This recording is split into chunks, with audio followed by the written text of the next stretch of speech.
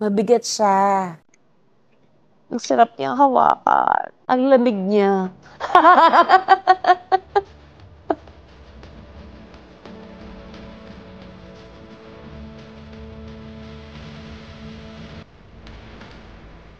The winner is, for Best Actress, Judy Ann Santos. Santos. Espantajo.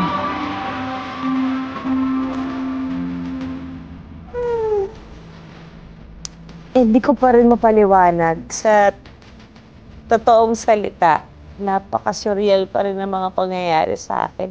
Sa lahat naman ng awards night, sa maniwala man o hindi, ang pangkalahatan. May parte ng puso mo na hindi ka maniniwala, pero may parte ng puso mo na kumakapit na sana, Lord.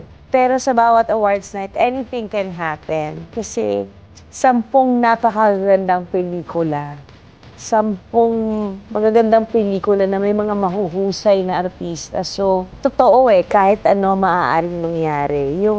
Ang cliche sabihin na mapabilang ka sa history ng MMFF 50, yun lang alone, masarap ng pakinggan masarap na sa puso. Pero yung makapag-uwi ka ng ganito kabigat na award na may kasamang history, walang kapantay, walang kapalit sa lahat ng bumubuo ng MMFF. Thank you. Maraming salamat po talaga. Binuhay niyo ang pelikulang Pilipino. It is really a history. So, it's so good to be part of that history. Hindi pa rin ako makapaniwala sa tunay na salita na naiuwi ko siya. Kasama ko siya sa pagtulog ngayon.